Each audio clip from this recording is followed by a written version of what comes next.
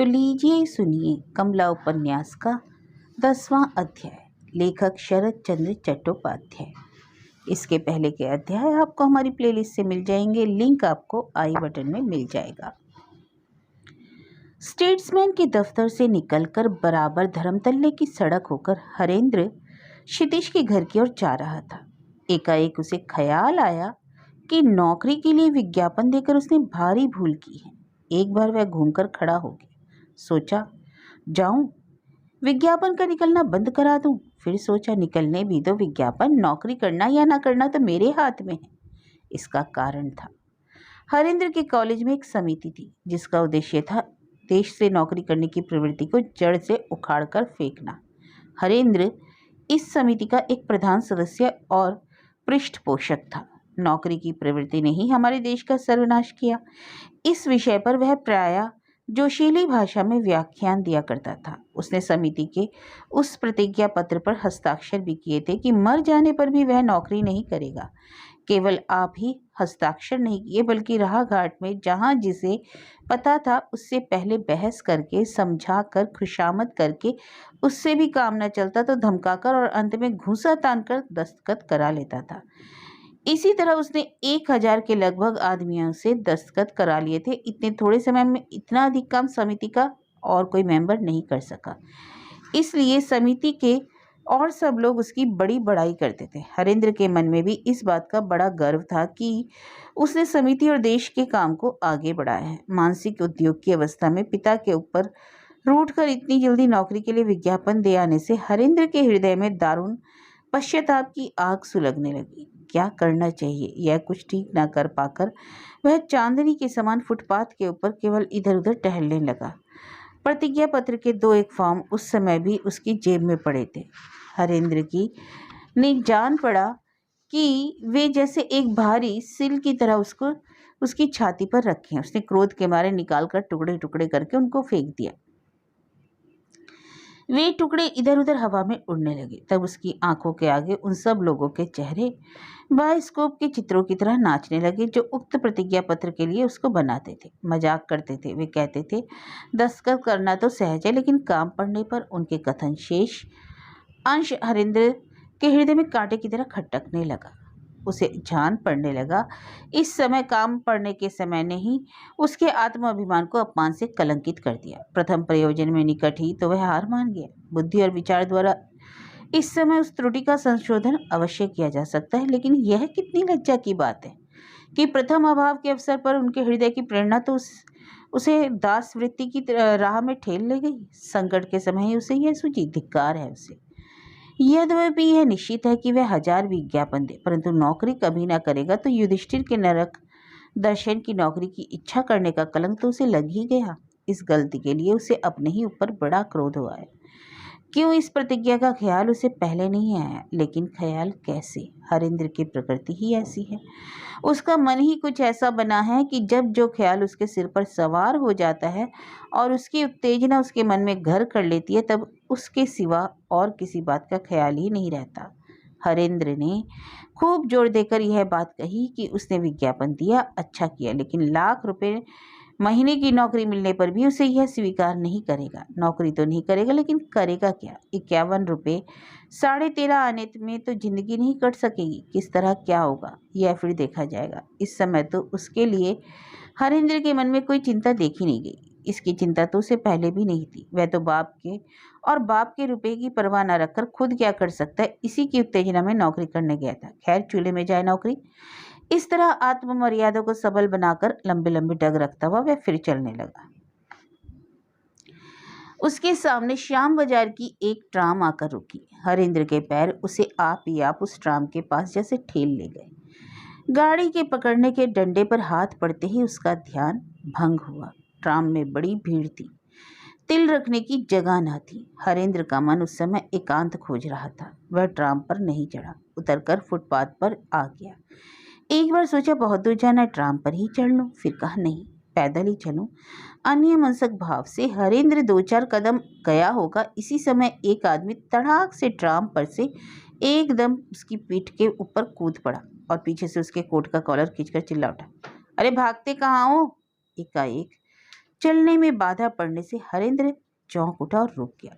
उस आदमी ने पीछे से उसके कोट का कॉलर ऐसा कसकर पकड़ रखा था कि वह गर्दन घुमाकर यह देख ही न सकी कि उसे पकड़ने वाला कौन है। उसे जान पड़ा जरूर कोई गुंडा है। उन दिनों दिन दोपहर को ठीक सड़क के ऊपर ऐसी ही कोई एक राहजनी होने के समाचार बीच बीच में कलकत्ते के अखबारों में निकलते रहते थे और शहर में चारों ओर इसकी खूब चर्चा थी। हरेंद्र को जान पड़ा आज यह फिर उसी तरह की घटना हो रही है। उस समय उसके मन की दशा ऐसी ना थी कि वह किसी गुंडे से भिड़ता। मर्द होकर सहायता के लिए चिल्लाकर आसमान सिर पर उठा लेना भी लज्जाजनक जान पड़ा। उसने जेब से मनी बैग निकालकर 51 रुपये 13.5 आने की वह सारी पूंजी सड़क पर फेंक कर कहा, ये ले, बस मेरे पास और कुछ नहीं है।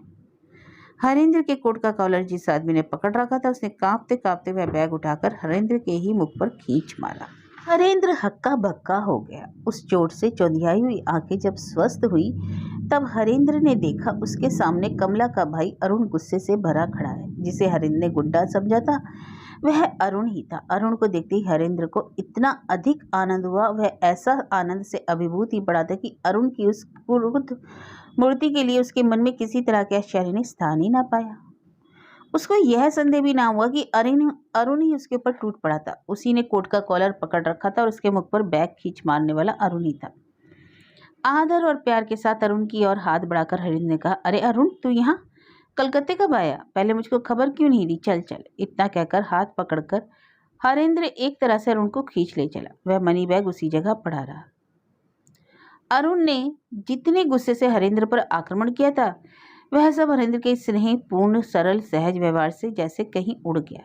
हरेंद्र को जितनी कड़ी बात सुनाने का उसने निश्चय कर रखा था उनमें से एक बात भी उसके मुख से ना निकल सकी। अरुण सदा से हरेंद्र को अपने बड़े भाई जैसा मानता था।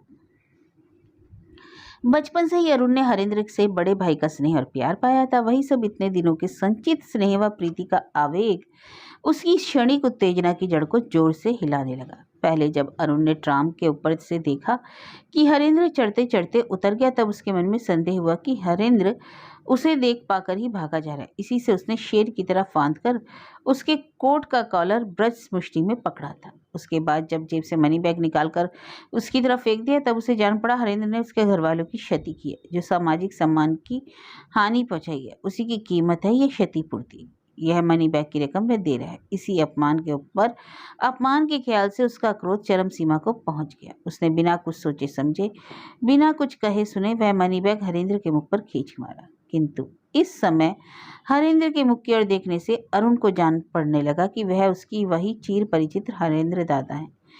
वह वैसा ही निर्दोष निष्कलंक है। हरेंद्र के स्पर्श से उसके हृदय की सारी जलन जैसे जाती रही। जान पड़ा ग्राम की वह कुत्सा ग्लानि, स्कूल के सहपाठियों की वह तांजनी, व्यंग तथा माता पिता का वह घोर सुख सब मिथ्या है। हरेंद्र दादा उसके घर का सदा का मित्र है, शत्रु नहीं। अरुण ने खूब सहज भाव से कहा, दीदी कहें कुछ जानते हो हरेंद्र दादा? हरेंद्र ने उत्साह के साथ कहा, अरे वो तुझे वहीं तो लिए जा रहा हूँ। अरुण के मन में फिर हरेंद्र के विरुद्ध भाव पैदा हुआ। तब तो आवाज झूठी नहीं है। गांव के लोग जो निंदा करते हैं सच है। चलते चलते अरुण रुककर खड़ा हो गया। हरेंद्र ने पूछा, क्यों रुक गया? क्यों रे? अरुण ने उमड़ी हुई रुलाई के वेग को गले के भीतर रुककर गर्दन घुमाकर कहा, तो तुमने सचमुच हमारा सर्वनाश किया है? सर्वनाश? हरेंद्र ने विस्मित होकर कहा। अरुण को जान पड़ा जैसे हरेंद्र कहना चाहता है कि यह क्या सर्वनाश, इसमें सर्वनाश की क्या बात है। वह सोचकर अरुण को बड़ा गुस्सा मालूम पड़ा। उसने जोर से झटका देकर हरेंद्र के हाथ से अपना हाथ छुड़ाकर कहा, सर्वनाश नहीं तो और क्या, ब्याही धरी जवान लड़की को। इतना ही कहकर चुप हो गया, आगे कुछ न कह सका। हरेंद्र ने और भी विस्मित होकर कहा, ब्याही धरी जवान लड़की? ब्याही धरी जवान लड़की का मैंने क्या किया? उस पर कहते हो क्या किया? अरुण के इस कथन के स्वर से एक तरह अज्ञात आतंक जैसे हरेंद्र के हृदय के भीतर जमा होने लगा। साफ साफ कहो अरुण, तुम्हारी बात अभी तक मैं समझ नहीं पाया। अरुण ने हरेंद्र के मुख की ओर आंख उठाकर देखा। वह मुख वैसा ही सुंदर है, वैसा ही निष्कलंक। उसमें प्रताड़ना या अविश्वास की छाया भी नहीं। उस मुख की ओर देखकर अरुण बड़े असमंजस में पड़ गया। हरेंद्र ने धीर होकर कहा, चुप क्यों हो रहे हो? कहो ना, क्या कह रहे हो? किस तरह यह बात कहे, यह कुछ ठीक ना कर पाने के कारण जरा सिर पिटाया। अंत को एक सांस में कह गई, तुमने मेरी दीदी को छिपा रखा है? तुम्हारी दीदी को मैंने छिपा रखा है? मैं छिपा कर क्यों रखूंगा? अरुण को जान पड़ा जैसे शब्दों की काट पेच से हरेंद्र असल बात को दबा देना चाहता है। वह कहता है, छिपा कर क्यों रखूंगा? इसका अर्थ तो यह होता है कि उसने रखा जरूर है लेकिन छिपाना नहीं चाहता। इस तरह जिरा करने से हरेंद्र सब उगल देगा, कुछ छिपा ना सकेगा। यह सोचकर भी अरुण कुछ ठीक ना कर सका। जरा देर रुककर उसने पूछा, तो दीदी कहाँ है? तुम्हारी दीदी क्षितिज बाबू के डेरे में है। यह क्षितिज बाबू कौन है? जिन्होंने तुम्हारी दीदी के प्राण बचाए हैं। प्राण बचाए हैं?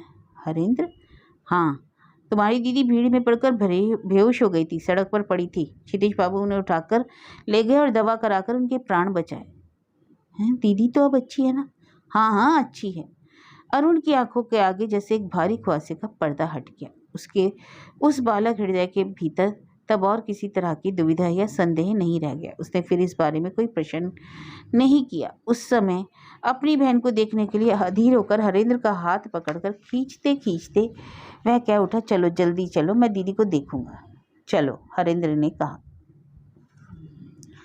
उनके मन में यह अज्ञात आतंक जैसे क्रमशः और भी घना होता जा रहा था। उस आतंक की ओर देख देखकर हरेंद्र भीतर ही भीतर अवसन शिथिल पड़ने लगा। अरुण ने चलते चलते कहा, हरेंद्र दादा, तुम्हारी यही शशि मुखर्जी कैसा पाजी आदमी है? क्यों, उसने क्या किया? उसी ने तो तुम्हें और दीदी को गांव भर में बदनाम कर दिया है। एकाएक हरेंद्र के हृदय में एक कड़ा धक्का सा आकर लगा। वह कुछ समझ ना पाकर बोला, किस तरह? अरुण, उसने तो गांव भर में यह बात कही कि तुमने यहाँ दीदी को खिसका दिया और तुम दोनों पहले से ही यह सलाह करके रखे थे। हरेंद्र के सारे शरीर में आग लग गई। वह कह उठा, पाची बदमाश कहीं का, मैं उसे देख लूंगा। हरेंद्र को बहुत ही गुस्सा है, लेकिन उसका यह गुस्सा बहुत देर तक टिक नहीं सका। उसके हृदय के भीतर जो एक अज्ञात आतंक का अंधकार था, उसी में वह क्रोध धीरे धीरे डूबने लगा। कमला इतने दिन से घर छोड़े लापता है, इसके लिए गांव में एक भारी तहलका मच जाएगा। समाज के लोग एक आंदोलन खड़ा कर देंगे। यह दुर्भावना हरेंद्र की पहले से ही थी। साथ ही समय समय पर यह भी आशा होती थी कि ऐसा भी हो सकता है कि कोई गड़बड़ ना उठ खड़ी हो, किंतु यह बात कभी स्वप्न में भी उसने नहीं सोची थी कि उसके सिर इतनी बड़ी बदनामी थोपी जाएगी और उसी ने साजिश करके कमला को भगाया है। कहाँ कमला थी और कहाँ वह पड़ा। इतने दिनों से उसने कमला से भेंट भी नहीं की थी। इसी बीच में दोनों में सलाह मशवरा कब हुआ और किस तरह उसने कमला को भाग चलने के लिए उकसाया, इस अपवाद का कोई साक्षी या सबूत पाए बिना ही लोगों ने किस तरह उसके सिर मढ़ दिया, यह उसकी समझ में न आया। वह सोच रहा था कि यह भी भला कोई भला आदमी विश्वास कर सकता है कि उसने ऐसा कुकर्म किया होगा। हरेंद्र ने अरुण से पूछा, अच्छा अरुण, इस पर किसी ने क्या विश्वास भी किया है? अरुण, किया क्यों नहीं, किसने किया? सभी ने। पिता ने किया है? हाँ, माँ ने, उन्होंने भी। तुम्हारे माँ बाप? उन्होंने भी किया। और तुमने? मैंने भी पहले विश्वास कर लिया था ना। पहले तो मुझे विश्वास नहीं होता था, लेकिन जब सब लोग कहने लगे, स्कूल के लड़के मजाक उड़ाने लगे, तो विश्वास करना पड़ा। विश्वास न करता तो क्या करता हरेंद्र दादा? हरेंद्र ने कुछ नहीं कहा, केवल उसके अंतस्थल को चीरकर एक गहरी हूं निकल गई। उसका मन रोष से भर उठा। बाप माँ से लेकर पड़ोसी और गांव वाले पर उसके मन में घृणा पैदा हो गई। उसने ऐसा क्या किया था? उसके व्यवहार में, चाल चलन में लोगों ने ऐसी क्या बात देख पाई थी जो इतना बड़ा सा कलंक उसके सिर मरते हुए किसी को कुछ भी संकोच ना हुआ? उससे एक बार दरफियात करने की भी जरूरत किसी ने नहीं समझी। इसकी जांच किसी ने नहीं की। यह अपवाद सच है, यह झूठ, एकदम फैसला कर दिया। उसे जान पड़ा जगत में उसका कोई अपना नहीं है। हरेंद्र ने पूछा, पिताजी ने क्या कहा? सुना है आपको त्याज्य पुत्र कर दिया है। अच्छा किया, खूब अच्छा किया। अरुण रास्ते में चलते चलते ना जाने कितनी बातें बकता जा रहा था, लेकिन उसका एक शब्द भी हरेंद्र के कानों में नहीं गया। अरुण को कोई भी बात हरेंद्र का ध्यान अपनी ओर आकृष्ट नहीं कर पाती थी। वह जैसे पृथ्वी पर नहीं, जलते तवे पर पैर रखता जा रहा था। अपने बारे में सोचते सोचते हरेंद्र को कमला का ख्याल हुआ है। उसने पूछा, अच्छा अरुण, कमला के बारे में लोग क्या कहते हैं? अरुण ने कहा, दीदी की निंदा तो ऐसी ही हो रही है कि कान नहीं दिया जाता। इसी से तो गांव छोड़कर माँ बाप से कहीं बिना यहाँ तुम्हारा पता लगाने चला आया। तुम्हारे माता पिता क्या कहते हैं? अरुण, वे कहते हैं अगर कमला मर जाती तो हमें इतना दुख ना होता। यही माँ बाप है। कमला ने ऐसा अपराध किया है कि उसके माँ बाप मृत्यु की कुशरा समझते हैं। तो कमला का भी संसार में कोई नहीं। कमला की भी अवस्था उसी के समान असहाय है। हरेंद्र को जान पड़ा जैसे एक रस्सी से उन दोनों के हाथ पैर बांधकर लोगों ने उन्हें एक अथाह सागर में फेंक दिया। ओह, बेचारी कमला क्या करेगी? कमला के बारे में सोचते सोचते हरेंद्र का मन व्याकुल हो उठा। वह व्यस्त होकर कह उठा, तो फिर कमला का क्या होगा भाई अरुण? अरुण अपने मन को पहले ही की तरह स्वच्छंद पाकर बहुत उत्साहित हो उठा। उसने कहा, होगा और क्या, जब हम कान पकड़कर दुश्मनों को यह दिखा देंगे कि सब निंदा मिथ्या है, जब हम अच्छी तरह प्रमाणित कर देंगे झूठी अफवाह है, तब लोगों के मुंह पर जूते ना पड़ेंगे। हरेंद्र को जान पड़ा अगर यही बात वह भी बाल हृदय का उत्साह पाकर कह सकता तो क्या था? कैसा प्रमाण? इस संसार में प्रमाण की अपेक्षा कौन रखता है? जिन लोगों ने दो नौजवान प्राणियों के मस्तक में कितने बड़े बड़े कलंक का टीका लगा दिया है, उन्होंने क्या वैसा करते समय किसी प्रमाण की अपेक्षा की थी? क्या प्रमाण है? कहाँ प्रमाण है? प्रमाण ही अगर सब कुछ है तो फिर उन दोनों के साथ इतना बड़ा अविचार कैसे? जिस प्रमाण की मनुष्य यहाँ तक अवहेलना कर सकता है, उसी प्रमाण के भरोसे से कलंक से मुक्त होंगे?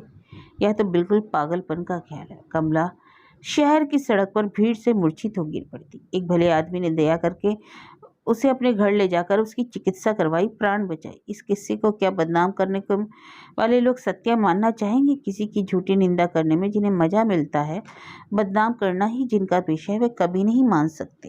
तो फिर कमला का क्या होगा? यह ख्याल हरेंद्र के मन के भीतर एक करुण आंत्रनाद सा करता चक्कर मारने लगा। वह जैसे किसी तरह यह विश्वास ही नहीं करना चाहता था कि बिना किसी दोष के कमला को उसके माता पिता त्याग देंगे। उसने अधीर होकर पूछा, अरुण, तुम्हारे माता पिता का क्या आप कमला को घर में ना रखेंगे? क्यों ना रखेंगे? क्यों ना रखेंगे? इसका उत्तर कितना पेचीदा है। यह बात हरेंद्र उसको कैसे समझाए? माता पिता के हृदय का मर्म खून भी पत्थर की तरह कठिन और बर्फ की तरह ठंडा हो सकता है। इसका अनुभव हरेंद्र का रोम रोम कर रहा था। जब हरेंद्र बिल्कुल क्षितिज बाबू के द्वार पर पहुंच गया, तब एकाएक जैसे नींद से चौंक कर उसने पूछा, अच्छा अरुण, सतीश बाबू की खबर तुमको कुछ मालूम है? सतीश बाबू का जिक्र आते ही अरुण का सारा उत्साह ठंडा पड़ गया। उसके उज्ज्वल मुख पर एक काली छाया पड़ गई। उसने धीरे से कहा, मालूम है, उन्होंने सब सुना है? अरुण, सुना है, विश्वास किया है, जान तो पड़ता है। कैसे? मुझे तो यही जान पड़ता है क्योंकि सुन पड़ता है कि उनके दूसरे ब्याह की तैयारी हो रही है। खूब कहकर हरेंद्र जैसे सारे संसार के ऊपर खींच उठा।